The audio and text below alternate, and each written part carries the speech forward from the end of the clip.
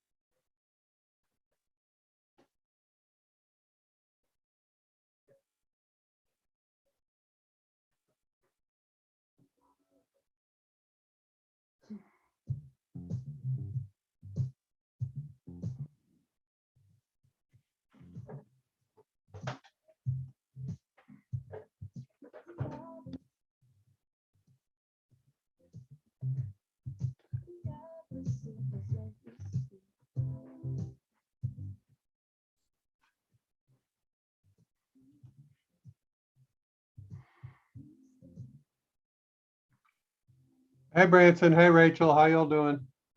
Doing fine. How about yourself? So far, so good. No complaints here. Hi, Bradson. Hi, Dennis. Hey, how y'all doing? Is that Dan? Oh, yeah. All Hey, right. Dan, how you doing? Doing great. How's everybody today? Pretty good. Pretty good.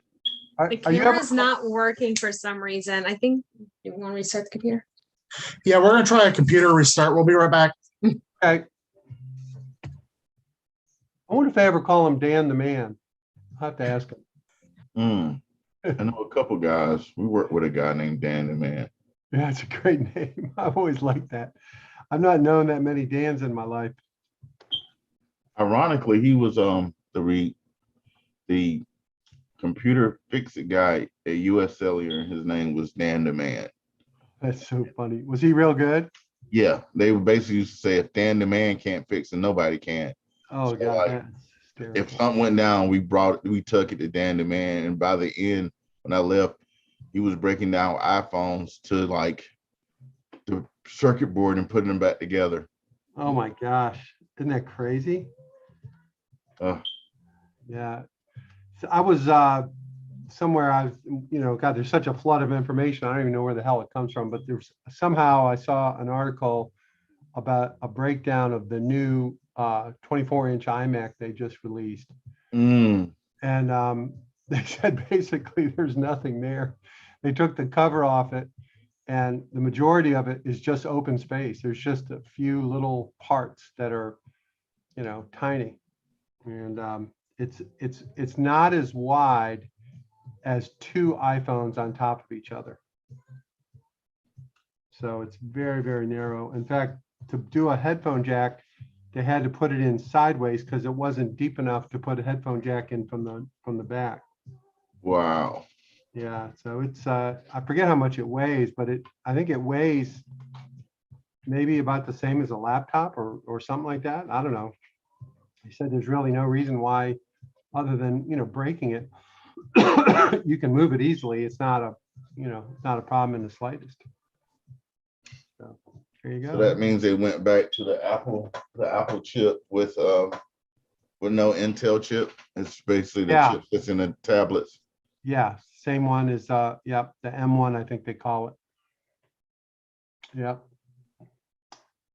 So I'm gonna turn my music off here. Yeah, so I don't know. I've got a Mac Mini that has the M1 in it, and Do you it's, like it? yeah. I mean, I've had Apples for a long time. The last one I had was a 27-inch iMac, probably about 2013-ish or so, and this is, and I had 32 gigs of RAM and all kinds of stuff on it, and this is way faster. There's no comparison as far as dealing with video and stuff like that. I think if I had gotten the 16 gigs of RAM, that probably would have been a little bit better, but I really cannot believe how fast this thing is. And I think I paid like $550, some small number like that for it. And I had a monitor and keyboard, all that kind of stuff. So I don't know. I was shocked. It works really well. It doesn't have a fan. It doesn't make a sound. It doesn't get hot. It's tiny. I have it actually sideways in a little, I don't know what you call it, rack or something, and it just doesn't take up any room at all. Pretty amazing. Mm. There they are. Hi. All right. All right. We were just talking about Dan the Man. Apparently, there was a guy, Branson was just telling me about a guy at T-Mobile, or one of the local mobile phone guys, and he did all the repairs, and he was called Dan the Man. And the word was, if Dan the Man couldn't fix it, it can't be fixed. So My legacy spreads. yeah. I'm the opposite. I can't fix it, and I need Dan the Man is normally my case. But I'm the I don't know. 100% the beta tester for all our programs. They'll be like, oh, it's working. Let's give it to Rachel, and I will break it or find whatever is not working. That's amazing. 5 seconds flat. When the programmers know she's coming into the meeting, they just kind of hang their heads. Yeah, they already know. That's funny. Well, you got to learn some little terminology to throw at them just to really bust them, and tell them you looked at their code on GitHub and you saw some commas in the wrong spot. And that will cause some, I think you might have had too many commas or maybe too many exclamation points on your code there in about the 3,000th line, I think. Yeah, nothing like an extra comma to take down about 5 years of work. Yeah, exactly. Yeah, it's really, really funny. Have you heard about all this new no code stuff that's going around? Boy, years ago, back when I was in Dallas, we worked with a Russian programming team that was kind of the start of that concept.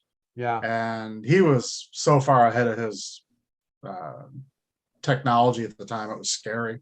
But of course, over there, the education is pretty much free. Everybody over there is in college. It was Yeah. interesting to work with them. Yeah, I bet.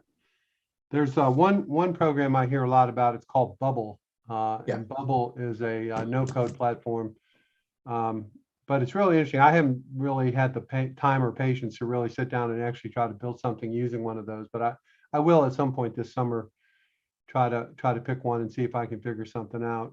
It's I think it particularly for designing maybe an app or something very specific with a kind of set of restricted set of capabilities. It seems like that might make sense. I don't know, but we'll. It's a good fit for the 80%. The minute you want that one custom feature, you're kind of cratered. Yeah, no, I think that's right. I think in the case of Bubble, and I'm not sure that all of the different ones that are out there, but I think there's like they have a universe of people who will help you, ecosystem or whatever, that where you can get that kind of help. So, kind of cool. All right. Hey, everybody. Michelle, David, how y'all doing today? Hi, how are you? I'm good, thank you. I see my friend Maria on here. Hey, Maria. Glad to have you. All right. We even have a food processing plant that's just joined the meeting. I'm impressed. I never seen that before. That's pretty cool. Hello. Are you a food processing center? Yes, I am. I'll Okay, change my name so here we go. Okay. No problem. I was impressed that we had that. And Maria is with the Northeast Alliance, and she's writing a story about us, we hope, maybe, kind of, sort of. So she's listening in today to kind of see what we're up to. So welcome everybody. And I hope our speaker can find the link. I better reach out to him and see what's going on, because he's normally ahead of time here. Let's see.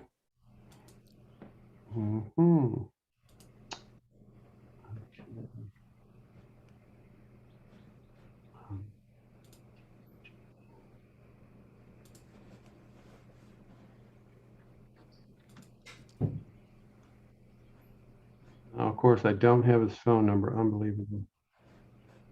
Amazing. Oh, there we go.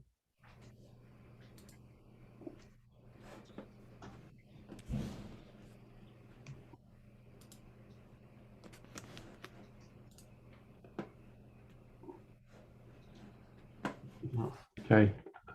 Excuse me for just 1 second. That's not the right number.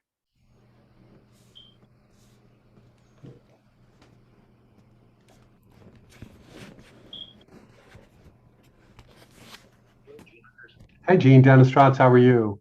Good. I'm dialing in right now. Okay, good. Just making sure you were able to find the link. Okay, take care. Bye. Yay. Oh, sorry about that. I never know what you all can see on my screen. It's always things popping up, and I'm like, oh no, oh no.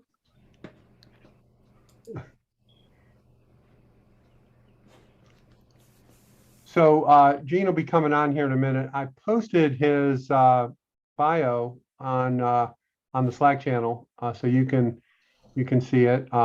Gene has I met Gene through my days at James Madison University, even though he is a Penn State guy. He did work with some of the entrepreneurs that we had, out of JMU. There we go. Here he is. Hi, Gene. Hi, Gene. How are you? Hello. All right. Let me get you as co-host so you can share the screen and do all that kind of stuff. hopefully that worked. Are you able to, Gene? Can you, as best you can tell, the controls there? Yeah, I'm here. Dennis, I'll let you share my document if you could. Yeah, I'm going to do that. That way people don't have to look at my ugly face, right? There we go. Can everybody see that okay? It's a little blurry. There Oh, we go. no, it's good now. Yeah. You got to get a fast computer, Gene. You know, us people here here in the country, we know how to do it, right? That's right. Well, welcome everybody, and welcome Gene to our class. This is going to be a lot of fun. I have to say this, and it'll embarrass Gene, although I have a feeling it won't.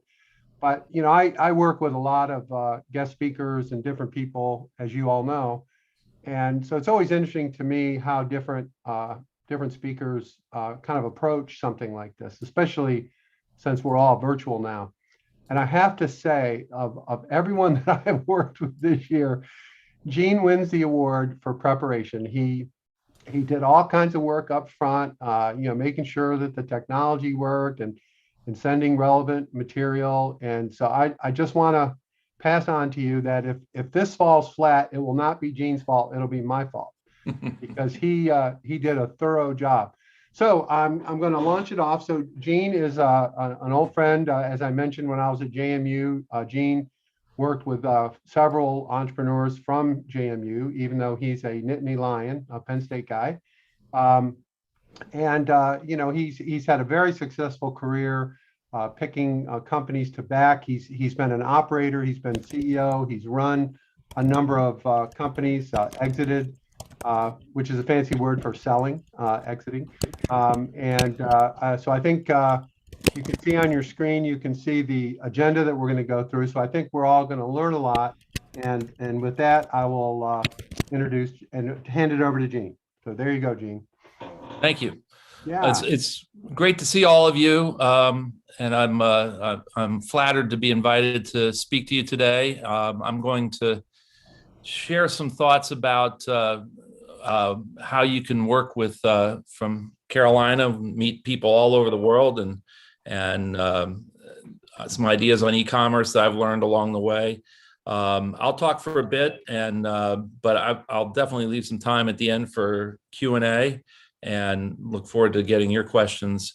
I'm going to talk about some lessons from the pandemic, but mostly I'm going to talk about branding your business and about some things I've learned along the way that hopefully you can pick some things out of this that you can put to work in your business. So, you know, the big lessons out of the pandemic are, you know, however flat we thought the world was, it's a lot flatter than we thought. That, you know, you can work anywhere, you can sell anywhere, and this creates opportunities for you. So as we think about this, you know, I'm going to focus today on, you know, there's branded products and services and there's commodities, and we're going to focus today really on branded products and services. I'm going to assume that for all or most of you, the things that you are selling are in some manner or other branded or are specialized in some way, as opposed to just a commodity that what you are selling is replaceable by somebody else and has no unique value. I'm going to assume that what you sell has some unique value to your consumers. So in focusing on branding, I'm going to bet that all or most of you has some unique personal story or your product does. And if you haven't done it already, I really would encourage you to think about developing some interesting perspective, some personal story to it. It could be about you, it could be about your community, it could be about the region, and really think about trying to turn that into a 25 to 100 word story. It might even be fewer words than that. It might have photos, it might have some artwork, it might have just some simple way of telling a story that can be retained and simple for people to keep in mind, some simple message that people can retain and want to stay in touch with your business. And you can test and refine this message later, and I'll talk a little bit more about that. The other thing I want you to keep in mind is, your businesses are for the most part smaller businesses. Nobody knows that, and you don't have to tell them that unless you want to. Your businesses can be small businesses, they can be friendly, they can be personal, but you don't have to tell them they're a small business unless you want to. An artist who only sells their own output of artwork, that's inherently a small business, and you may choose to represent it that way. But for many of you, you may not want to choose to represent your business as small. And there's no wrong answer here. But recognize that almost any business, IBM in its heyday always tried to create an aura that it was bigger than it really was. So many businesses create an aura that they're bigger than they really are. So you should not be shy about doing the same if you choose to. And it's not that hard to do. So don't be shy about creating a larger image. You don't have to. You can create a brand that is friendly and personable and emphasizes where you're from and your community, your region, your personal story. But that doesn't mean that you're small, even if you are a small business. So just think about what you want outsiders to know. Whatever you're selling, whether it's whatever kind of product or service you're selling, if God forbid someday you have more demand than you can possibly fulfill, well, then you'll have to solve that problem, and maybe you'll just be turning away business. But if you get to that place, that's maybe that's a good thing. So we'll figure out how to deal with it then. In dealing with finding customers, so that you potentially wind up with that problem of too many customers and that you can't service, and maybe you will actually be able to service. I don't know how many of you have gone to, you probably have built a website, but maybe you haven't gone to Google AdWords and Facebook advertising. These are great tools, and I think a lot of people are intimidated by this. These are actually very easy to use. And I put links at the end of this document, and Dennis will share this with you, this document I have in front of you with you through your Slack channel. But these are very easy to use and very low cost. As I said, there's links at the end. They're easy to experiment with, literally for very, very low numbers of dollars. You can go in and experiment with targeting for finding people who are likely to buy your product or service. And you can keep testing and refining to find people who are likely to buy your product. And then once you hit on a formula that people with a certain set of attributes are likely to buy your product, then each of them have processes where basically you say, give me more of those, and they will. And they're remarkably efficient at that. And I think if you do this, you can start using custom landing pages. And if you don't have experience with that, on your website, I would recommend you figure out how to set up custom landing pages. And I'll give you an example of how to use that later. But those custom, doing that kind of targeting and refining the message and doing custom landing pages can really help you find customers. And you can wind up with a bunch of custom landing pages and just keep refining it. And then when you do this, you can keep doing testing. And if you scroll down there, Dennis, when I talk about testing in number 6, if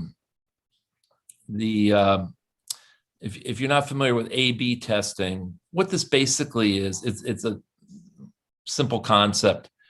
If you have, if you know of 100, let's make this example simple. If you know of 100 users or potential prospects, come up with a message and come up with 2 messages.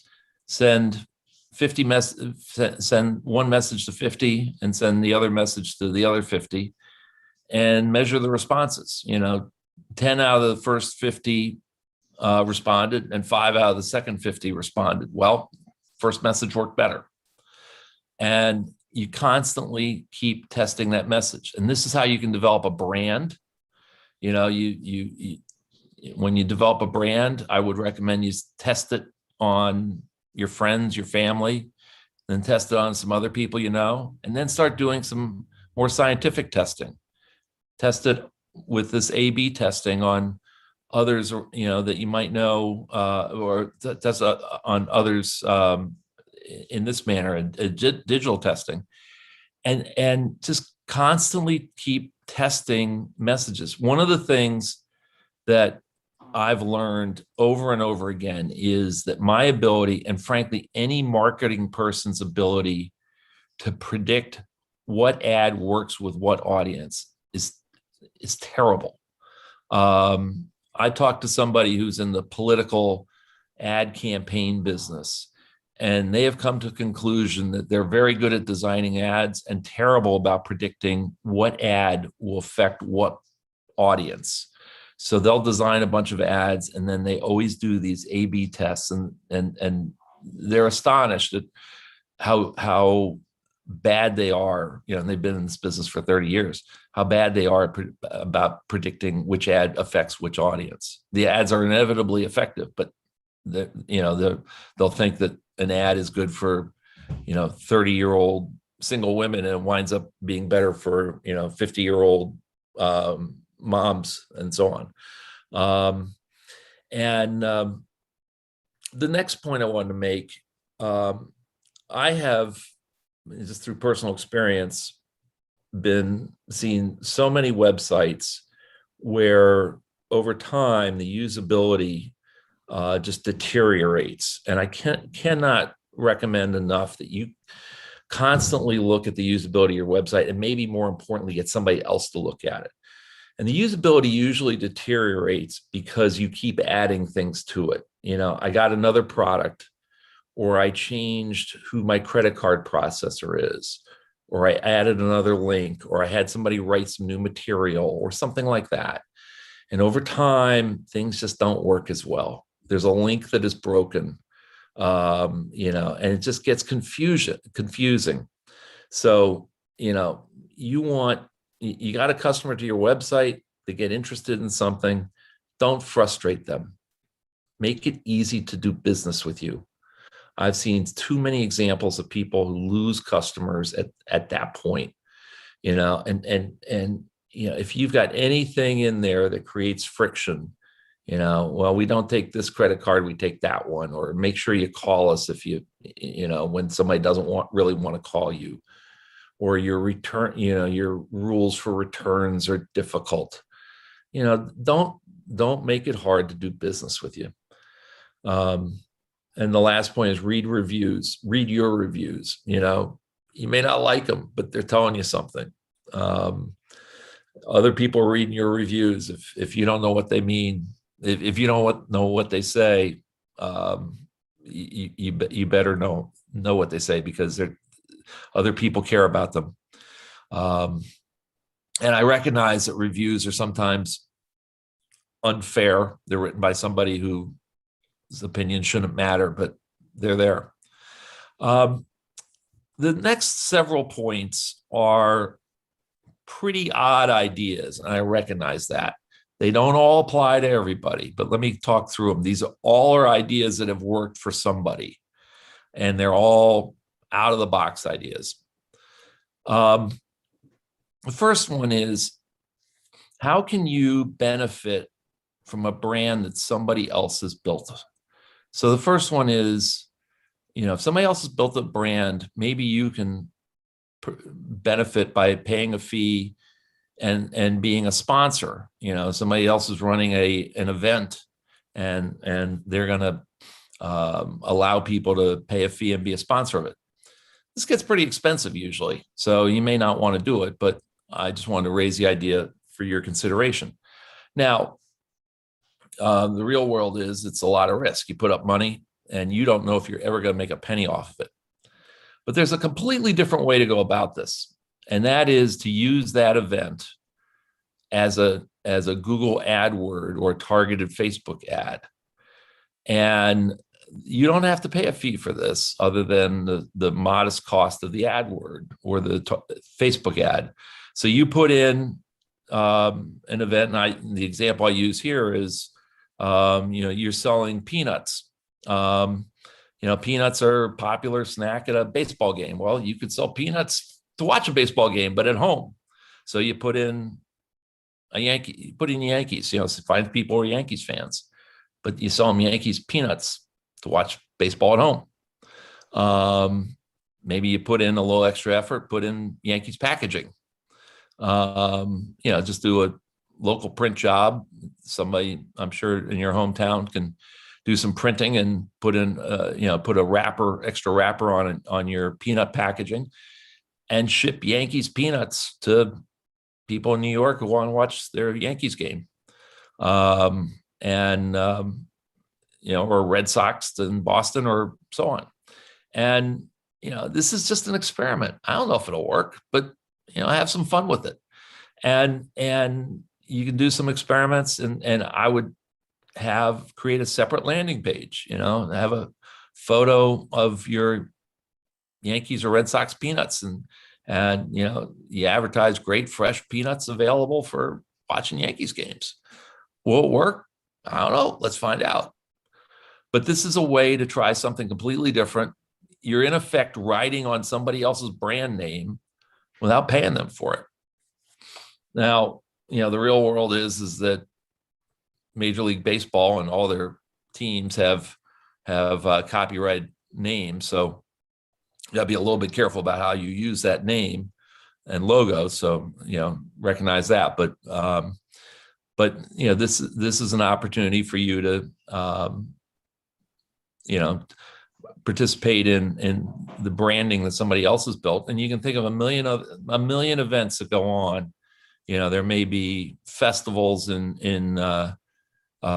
your region that you could sell, attract somebody to your restaurant before they attend the evening event in your region, things like that. Gene, one thing that strikes me about this, we have a really large craft brewing industry in North Carolina. There's hundreds and hundreds of these craft brewers. So I could see we talked about this the other day about partnering with others, but I could see where you partner, your peanuts go with so-and-so beer, IPA or Yeah. And those guys are always looking for promotional stuff. I know a lot of them. So this is great stuff. Thanks, Gene. Yeah. It's that sort of leads into my my next one, which is, if you can build a relationship with your market by Zoom, one of the things that people figured out how to do was have wine tastings by Zoom. And but you can do the same thing with beer. Or if you sell a food product, partner with a beer or wine company, and you get if you develop a list of people, promote a beer tasting or wine tasting or a beer. In this example, we're gonna have a beer and peanut tasting. We're gonna ship you 3 beers and plus peanuts.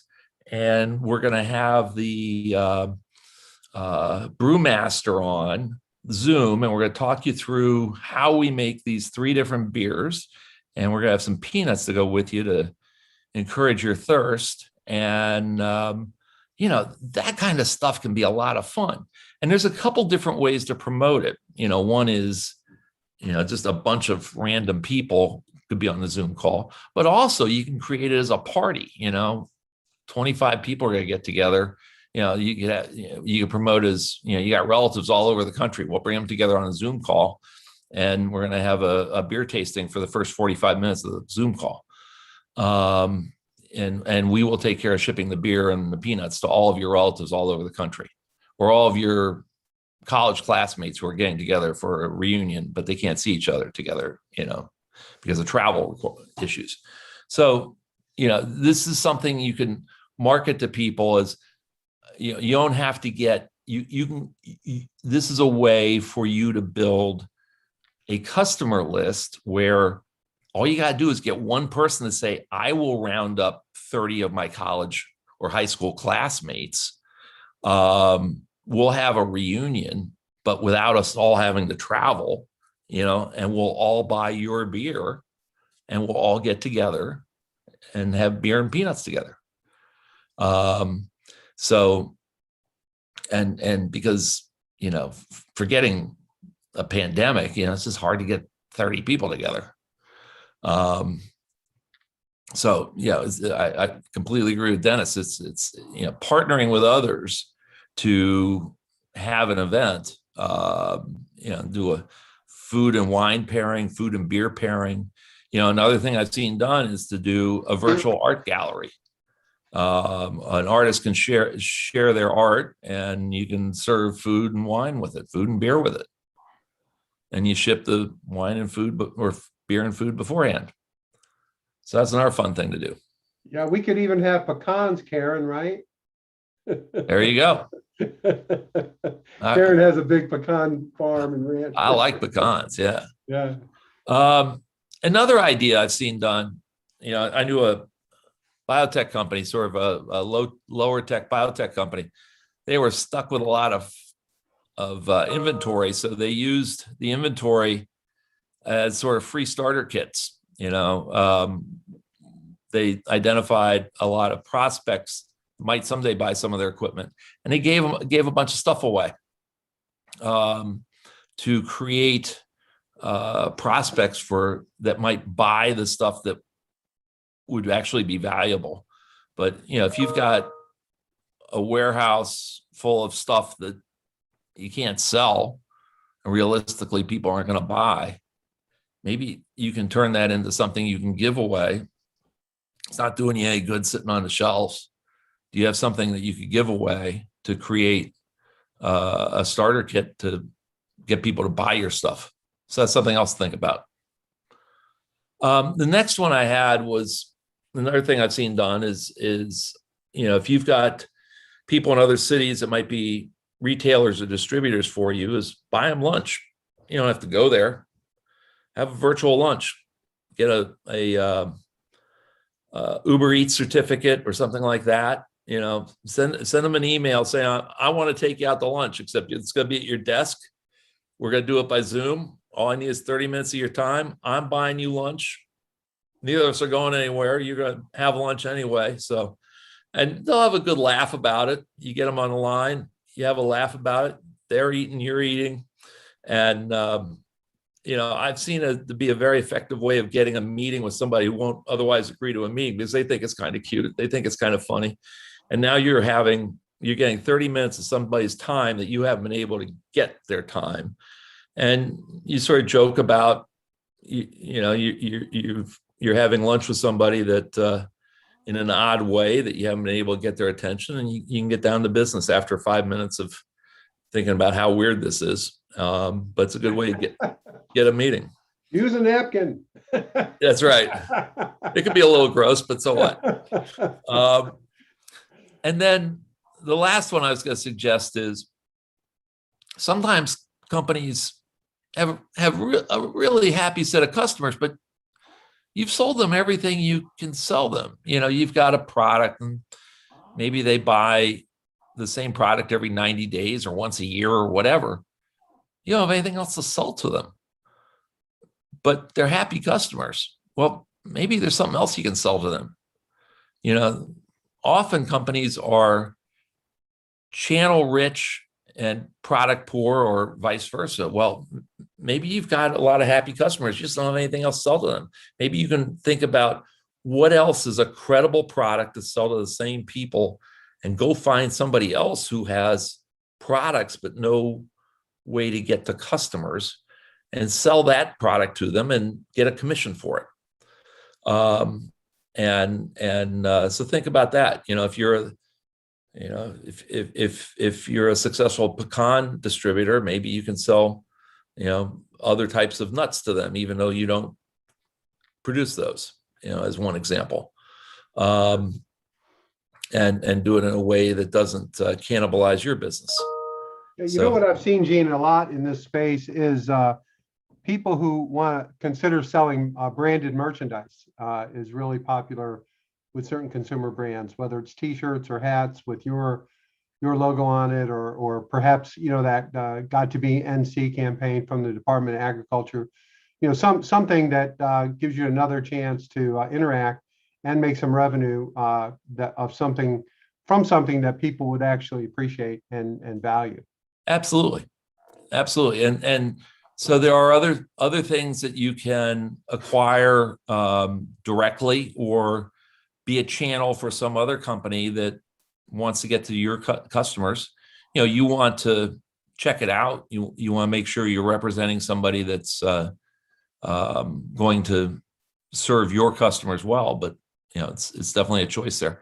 So those are some ideas. I would be happy to take some questions, bounce ideas around, and see what you all think. Well, Gene, thank you. First of all, this is very, very creative and very, very helpful. We actually just had a class on partnering with others, but I wasn't smart enough to do all these great suggestions. So this is really, really helpful, and I really appreciate it. Sure. So we'll open it up to the group, and please feel free to ask questions. It doesn't have to be just on these items. It can also be if you have other questions on your mind that you think Gene might be helpful with, related maybe to fundraising or anything like that. So please feel free.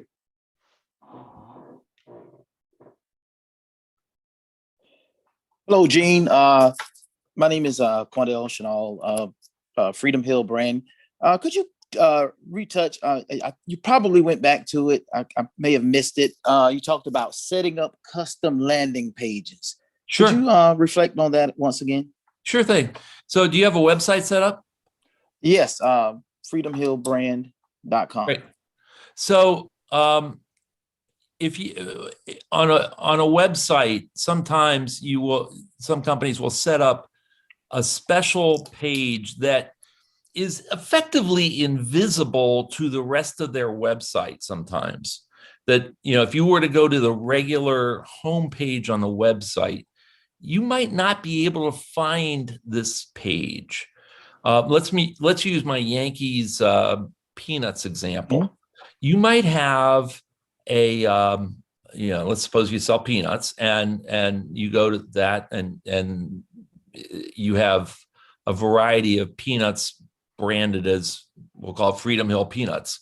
But for this one promotion, you created a Yankees branded peanuts. So let's just make my example simple. When you ran a Facebook ad targeting people who seem to be interested in Yankees based on hitting, you know, it ran ads for, you know, buy peanuts when you watch Yankees games at home. And they clicked through, they landed on a page that had a can or a bag of peanuts that had a reference to the Yankees on it.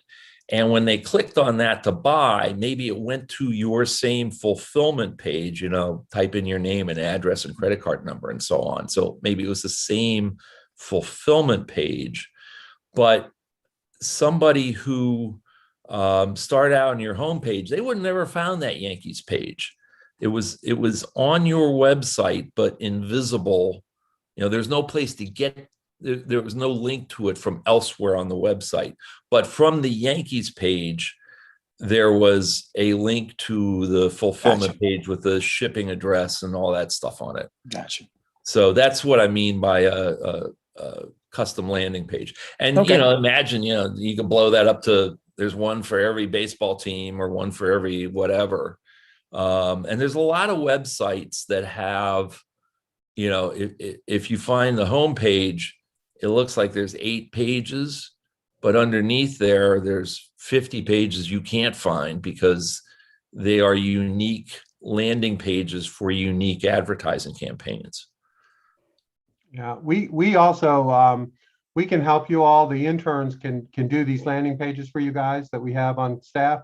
This is easy for them to do, particularly Marco. He can do this really easily, especially if you have a Shopify site. Awesome. Okay.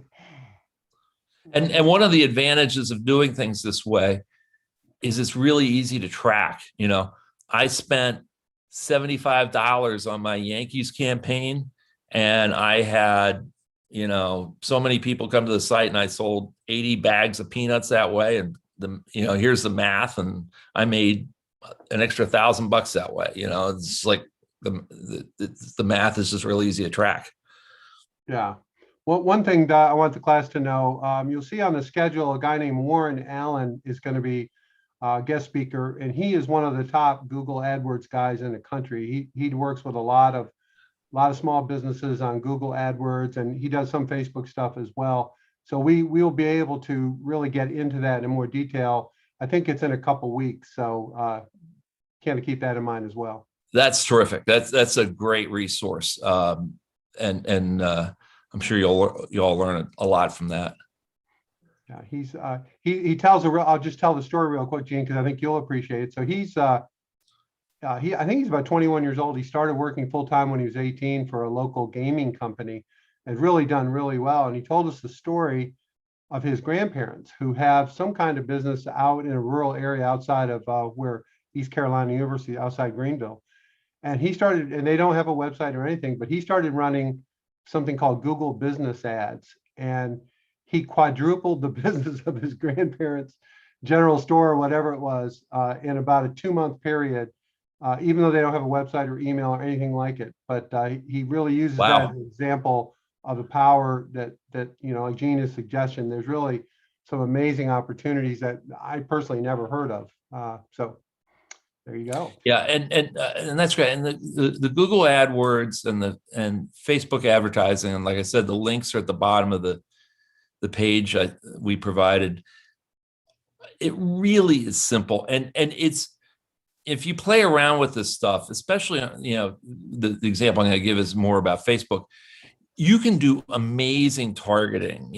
I've helped people do targeting, like you can do this ring fence kind of thing where you could define a neighborhood. You could pick a town and say, I want to get to these neighborhoods, but not these neighborhoods for advertising, for example. And you can get almost to the street level of, and this lets you test things too. I want to advertise this message on the west side of town and this message on the east side of town, or whatever you want to do, and just play around with it. And it's so cheap. It's unbelievable how you can test this, and it's so cheap. And then you find out, in my earlier example, where I split 100 users into 2 groups of 50, you found out, okay, well, this message works better. Now I tested it across 2 groups of 50. Now I'll take my larger population of 1,000, and I'll go do the successful message across the whole 1,000. So, it really is inexpensive, and you can go then hit the whole town on Facebook ads with the bigger message, the more successful message. So I really encourage you to go take a look at those 2 links and play around with it. It's surprisingly inexpensive and surprisingly effective. And you can go, and again, you can experiment. Okay, I tried that, it didn't work quite right, so let me fine tune this piece and go from there. Yeah, I think also, Gene was talking earlier about this testing, A/B testing, and there's a whole bunch of other ways you can do testing. But one of the things I think, particularly with Facebook advertising, you're often dealing with graphics, whether it's a video or it's a graphic of some kind, and our team can help everybody with that as well. We talked a little bit about that. We're going to do more on that. We're going to show you how to create short videos and create some content that can help in this. But that is one thing you'll find with Facebook. It tends to be, and Instagram also tends to be, much more graphical than the text that you see with Google AdWords, for example. So that's something to keep in mind also. That's terrific that you can do that, because that just is more engaging, and it can also help you. Back to my point number 3, it can help you test your branding. I think if you can come up with an authentic brand that tells your story. And again, it could be personal, it could be about your product, it could be about your community, your region, or some historical concept. And then you can go test that. This piece worked, that piece didn't. Fine tune it, adjust it, keep testing. Wow, I got a better reaction this time. And then you stick with that. Because like I said earlier, people who are real pros at this, they don't get it right the first time. They may not get it right the second time. So you keep playing with it, and you'll know when you get it right because you'll get a different reaction. So don't give up if it doesn't work the first time. You keep playing with it. And if you think about it, you'll come up with a lot of brands that are huge companies, but have sort of personal down home style to their brands. Nobody says, well, that's not true. Nobody says that that's not authentic or that's unfair. These are companies that they started out small and they got big, and we know they're big, but we still identify with their sort of homespun brand. So, it's okay for you to do the opposite of, you can be a small business and create a much larger image. People do that all the time, and you can do that. Yeah, If that serves your purposes, you can do that. I'm going to show just real quick. This is only, I think, 30 seconds long. Hopefully this will work. This is some work we did with one of our classes to create this content. Let's see if I can play it. Hopefully I can. Let's see here. Isn't that terrible? It looks like this is the editor, but not the, well, anyway, I apparently don't have the expertise to show you how to do it. Let's try preview and see if that works. Sorry, can't see it. Anyway, the point of this is an AI tool that we have that enables you to take content from your website or your blog, and it will automatically create a video ad for you, and we'll pick the videos and pictures from stock photos if you don't have it on yours, and it's an amazing tool. And so we're going to have a class on that, but we can help you do some really cool stuff pretty easily. So that sounds like a great tool. Yeah, it's called Lumen 5, Lumen 5. It's crazy. Now, we had one guy in our class, previous class, use it. This is a true story. Although he still has not given me the ad, I'm afraid to ask. He's a hemp farmer, and he took the class and he decided to make a video ad, and he made the ad and he did a press release and he put it on his blog and he sent it to all of these newspapers in North Carolina to try to get coverage. And a bunch of them called him up and interviewed him, including people in Kansas, Iowa, Wisconsin, people growing up all over the country. And he was on the class. He took a moment in the class to just say, he goes, I don't know what the hell this stuff is, but it works like crazy.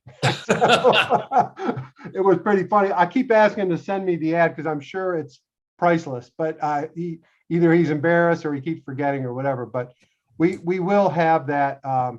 We will have that for you. How to do that and how to how to get the word out also, because I think that's important. So that's coming up, I think, in either next week or the week after. So Gene is just ahead of me on a lot of this stuff. And does anyone else have anything else they'd like to ask Gene at this point? Yeah, Dennis and Gene. Hi, Steve. How are you? Hi, my name is Steve Weathers. I'm the president and CEO of what we call the Greenville E&C Alliance. We're a little bit different in that we're an economic development organization. So we do some things like you talked about earlier, Gene, with geofencing. We're really here to brand Greenville, North Carolina, tell our story. So a couple of things. What I'd like to do is maybe set up a time with the two of you at some point, maybe talk a little bit more about what we do a little different. The other thing, and a lot more self-serving, is Maria Satira is on this call with me. She's my director of marketing communications. And one of the things we do is we push out a lot of stories about what's going on here, because when people think of Greenville, they think of Greenville SC, not Greenville NC. So we are trying to push some things out there. We have about 900 targeted companies in our database that we're calling on to inform them of our area. We have about 700 commercial realtors and site selectors. So really trying to take a lot of what you have here. I know it's for business, but I can kind of see translating that to what we do. So I guess my one question is, would you mind if I had Maria follow up with both of you and see if we can come up with some kind of a, I don't want to call it a press release, but a story about what's happening here and how you guys are engaged, maybe interview a couple of the businesses that are on here and push that out to the more of the national market. Yeah, I'm happy to help. Okay. Hell yeah, Steve. Hell yeah. Okay. And Gene, I agree with what you say. So I've only been in Greenville about a year. And before this, in a previous position, I was CEO of an economic development group in Toledo, Ohio. And Toledo's a lot like Greenville. It's not a big city. It's not really, it's known, but not known. So we did something unique. I created a for-profit venture capital fund. And it wasn't big, only $20 million, but it wasn't that with venture. What the unique part was we were the economic development group that owned and operated it. So if Gene walked in the door, we could say, Gene, for your business, we can give you the traditional tax breaks and incentives on one side of our shop. And on the other side of the shop, we can invest money and raise capital. So our first deal was about a $7 million raise for a biotech company out of the University of Toledo. And the unique story was the reason I got national recognition. It had never been done before. Yeah. It was just that. Good was for the you. unique- That's great. Yeah. Yeah. And so we Steve, branded I'm very, it. that is actually well known in venture capital circles. Gene, I don't know if you know Paul Holland, my friend from Silicon Valley, but he actually brought that up to me a year or so ago about, why don't you do something like that in Greenville, Dennis? Yeah. I said, I don't know what the hell you're talking about, Paul. I'm just a small business guy. But anyway, That's great. Love to So follow what up we on did, that. Steve. when we were there, we branded that Rocket Ventures because it's University of Toledo Rocket. So that got instant recognition. So I've talked to the chancellor here. If we were to do something like that, it's the Pirates, would we basically brand it something like Pirate Ventures? And the idea, our fund was a AAA fund. We took small companies and got them prepared for big capital. So our exit was we basically wrung out all the risk. And then our exit was to really sell that to a bigger capital venture fund for A round capital. So again, the point was, it was just a unique story to tell for the small community. So that's what we're trying to do here. That's a great accomplishment. That's I hope you can do it there. That's great. Yeah. So if we Hey, can Dennis. tap you for a story, that would be great. Yeah. Dennis, this is yes. this Go is ahead, Rachel sorry. and Dan. And the man. Yeah. We're very interested in everything Steve and Jean are discussing. And if anything were to progress, we would love to be a part of it or to talk more. What's your Because- name again? No. I got it. No problem. Thank you. Yeah. Anyone else have any questions? Or Karen, what about your pecans? I think you're about to become a New York Yankee fan. Am I right? No way in hell. Okay.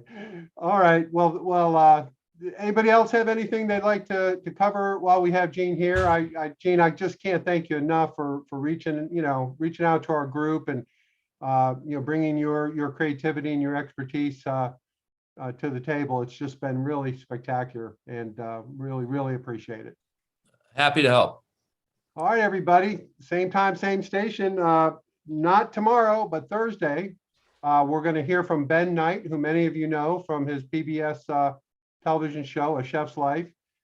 He'll be our guest, and he's been working with all of our classes. He's a good friend of mine. He's actually a neighbor of mine. So he'll be our speaker on Thursday, and I think you'll get a lot out of Ben as well. So thanks everybody for tuning in. Thank Take care. you. All right. Thank you. Bye-bye. Bye-bye.